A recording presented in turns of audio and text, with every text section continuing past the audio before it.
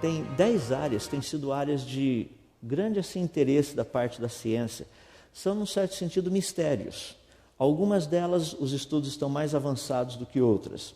Em todas essas áreas nós temos teorias relacionadas de como isso teria acontecido. Só para saber, a primeira delas, a questão dos cânions que nós temos no planeta. Vou discutir um pouquinho deles daqui a pouco, falando um pouco a respeito deles. A dorsal meso-oceânica é uma cadeia de montanhas que está bem no fundo dos nossos oceanos. A mesodorsal oceânica atlântica, por exemplo, que fica certinho no meio da distância entre África e América do Sul, Europa e América do Norte, para vocês o contrário, né? Europa e América do Norte aqui, África e América do Sul, bem certinho o negócio, bem aqui no meio. De onde veio isso? Terceira questão dessas plataformas continentais e o chamado talude continental. Quando você vai na praia, algo que é muito interessante, só entrando no oceano, no mar, quer dizer, você percebe que a coisa vai afundando devagarzinho, né? Vai afundando, de repente, tchum, cai de uma vez. Por quê? Se tem milhões de anos, o próprio movimento, se a Terra tivesse milhões e bilhões de anos, o próprio movimento das marés, fazendo esse tipo de movimento, já teria levado sedimentos, fazendo com que essa descida fosse bem lenta até o fundo dos oceanos. Não teria esse talude violento como nós temos aqui. Isso é uma das evidências que o negócio não é o sistema do planeta, devido às marés que ficam indo na praia e voltando, indo e voltando, não é um sistema antigo, é um sistema jovem. A erosão das praias é pequena. Então nós temos essa área também. E as nossas cadeias de montanhas têm uma característica muito interessante. Elas apresentam esse aspecto. Não parece que elas foram levantadas por uma força aqui. A impressão é que algo assim aconteceu. Elas foram dobradas. Agora, quando nós trabalhamos com inércia na física, para você dobrar alguma coisa, principalmente algo que seja tão grande como cadeias de montanhas, você precisa ter velocidades, massa, um negócio assim absurdo para fazer isso. O movimento das placas continentais, como nós temos hoje, é um movimento muito pequeno, aproximadamente de 2 a 5 centímetros por ano, é o quanto elas se deslocam. Embora a massa seja muito grande, esse tipo de deslocamento não iria produzir dobramento de cordilheiras, ou de montanhas, de cadeias de montanhas e coisas desse jeito. Então, a própria formação das cadeias de montanhas é um outro problema. O encaixe dos continentes, como eu mencionei também, isso é uma outra coisa bem interessante. Tem muitas teorias aí nessa questão, os criacionistas e evolucionistas concordam que a Terra, no passado, teve um único continente, que era a Pangeia. Aí todo mundo concorda. O problema é o que aconteceu para hoje termos vários continentes. Aí a gente discorda. Então, são explicações, mas lembra que nós estamos tratando de teorias, que precisam ser testadas. A questão dos cânions, essa é uma área muito interessante. Vocês têm aqui no Rio Grande do Sul, lá nas Serras Gaúchas, um cânion fabuloso. Lá nos Estados Unidos tem um que é muito conhecido como Grand Canyon. O Grand Canyon tem algo muito característico nele. Primeiro é o seguinte, é que se você olhar, as paredes do cânion são muito íngremes. O problema é que ali nós conhecemos os coeficientes de erosão do vento e da chuva. Nos é dito que esse cânion tem 6 milhões de anos. Ou seja, durante esses últimos 6 milhões de anos, à medida que aquele platô se elevava, o rio Colorado passava por ali e foi causando todo esse cânion. O problema é que nós não encontramos nem os sedimentos necessários para isso, e 6 milhões de anos era para ter feito com que as paredes do cânion estivessem totalmente já arredondadas. O fato de as paredes estarem íngremes, bem em pé, significa que o cânion é recente. E essa é uma característica dos cânions que nós temos no nosso planeta. As paredes ainda estão muito em pé, dados milhões de anos que esses cânions teriam sido formados. Nós sabemos que esses cânions são recentes, a menos que alguma coisa tenha acontecido para que os coeficientes de erosão que nós temos tenham sido totalmente alterados, praticamente valores zero, por milhões de anos para que nada acontecesse. Porque os que nós temos atualmente mostram que a erosão é grande, é alta. Então essas paredes não deveriam estar em pé desse jeito, elas já deveriam estar totalmente arredondadas se nós tivéssemos milhões de anos se passado. Uma outra que eu mencionei são as montanhas. Algo que é muito interessante, se você observar, olha só essas camadas que nós temos aqui. Se você olha essa montanha, seria mais ou menos assim, uma camada da coluna geológica, outra camada da coluna geológica, outra camada da coluna geológica. Então você está vendo aqui as várias camadas da coluna geológica. Vamos colocar todas juntas. Então agora eu teria todas essas camadas assim.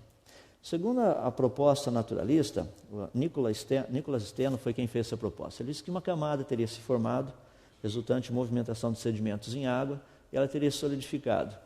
Com o passar do tempo, uma outra camada teria se formado. Com o passar do tempo, uma outra camada teria se formado. Ou seja, existe uma sobreposição de camadas, e essas camadas teriam se formado ao longo do tempo. Então, cada uma delas representaria uma era geológica. Essa foi a proposta de Steno, é a proposta aceita pela geologia evolucionista de hoje. Só que quando nós pegamos uma montanha, como essa que vocês estão vendo ali atrás, que você encontra essas camadas, imagina se essa primeira camada de rocha aqui estivesse sólida e eu tentasse dobrar. O que aconteceria? A rocha quebra, racharia. Agora, é bem fácil percebermos as múltiplas camadas. Aqui nós temos mais de 20 camadas da coluna geológica expostas. E essas camadas estão dobradas. Isso significa que o processo de dobramento ocorreu antes do processo de solidificação. Agora, se o processo de dobramento ocorreu antes do processo de solidificação, como explicar 20, pelo menos, camadas da coluna geológica sendo só barrinho, sem ter solidificado? Se você olhar aqui no topo, você não vai perceber rachaduras, não existem. O que aconteceu foi só um dobramento. Agora, como explicar esse dobramento? E algo que é muito fascinante também, como eu já mencionei agora de pouco, essa famosa cadeia de montanhas no fundo dos oceanos, a crista oceânica. Se olharmos aqui no fundo dos oceanos, pudéssemos tirar toda a água, olha as montanhas que nós encontraríamos lá. Eu costumo brincar com o pessoal que quem gosta de fazer rapel, canyoning, todo esse negócio, lá no fundo dos oceanos que é o tchan da coisa. É de tirar o fôlego, literalmente, porque é lá embaixo. Mas é fantástico o tamanho e a altura dessas montanhas, lá embaixo. Tem coisas de 7, 8 quilômetros de altura. Tem algumas delas assim que ultrapassam até o tamanho do Monte Everest, lá no fundo dos oceanos. Agora, como esse negócio todo teria surgido? Nós temos duas teorias que trabalham com essas questões. Tá? As duas teorias partem de um mesmo princípio. O planeta Terra, no passado, ele teve um único continente. Hoje, são vários continentes. Então, nós sabemos que a Terra saiu de um único continente, a Pangeia, até chegarmos a vários continentes. A ideia do catastrofismo e a teoria das hidroplacas está relacionada com algo diferente. Ou seja, o planeta Terra nem sempre funcionou desse jeito. Nós estamos vendo alguma coisa diferente daquilo que ele já foi no passado. Algo aconteceu. E essa teoria está relacionada com um lençol de água subterrâneo primitivo, que deveria estar entre 11 e 12 quilômetros de profundidade. E esse mega reservatório de água, quase que em volta toda da superfície da Terra, teria chegado até a nossa superfície. Então essa é a ideia principal da teoria, mostrando que no passado, essa movimentação de placas continentais foi rápida, o aparecimento de cadeias de montanhas foi rápido, a formação dos cânions foi rápida, e tudo aquilo que nós encontramos no planeta Terra ocorreu num curto período de tempo e não em milhões ou bilhões de anos. Então vejamos um pouquinho a respeito disso. Que o planeta Terra no passado ele possui uma geologia diferente daquela que ele possui hoje. Ou seja, se você pegar a Pangeia primitiva, as montanhas não seriam tão altas quanto as montanhas de hoje, nem o fundo dos oceanos tão profundos quanto o que eles são hoje. Ou seja, nós estaríamos tratando de uma Terra com uma outra geologia. Mais ou menos as montanhas da Pangeia teriam uma altura máxima acima do nível do mar de 2,5 km, assim, isso estourando. Hoje nós temos montanhas como o Pico Everest, vários quilômetros acima do nível do mar. Nós temos cordilheiras de montanhas que estão vários quilômetros acima do nível do mar. Antigamente, pelo menos dentro da proposta dessa teoria, não. Seria uma média de mais ou menos 2 km, 2,5 km no máximo. A média, segundo alguns modelos computacionais, não passariam de mais ou menos 1 quilômetro, 1,5 km acima do nível do mar. Então era uma terra muito plana. Não tinham todos esses acidentes geográficos que nós temos hoje. Também os oceanos não teriam mais do que 3,5 km de profundidade, esse é o limite deles.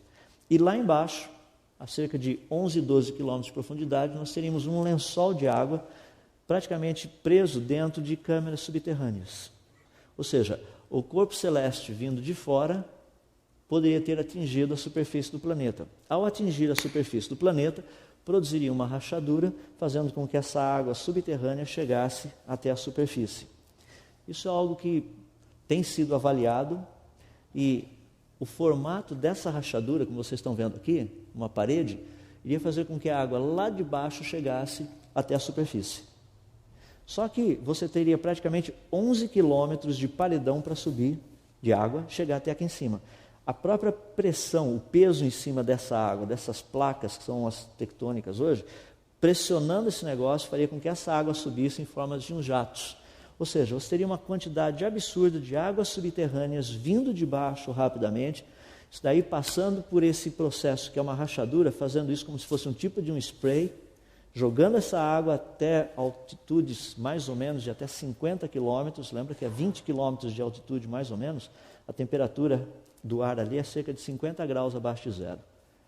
Então você ia ter uma quantidade absurda de água chegando lá em cima, o que iria produzir uma quantidade muito grande de chuvas torrenciais e também muito gelo em pó. Agora as pessoas olham e falam assim, isso daí eu já vi na Bíblia, né? Já viu, abriram-se as fontes do grande abismo, as comportas do céu, isso daí eu já li. Isso daí é o quê?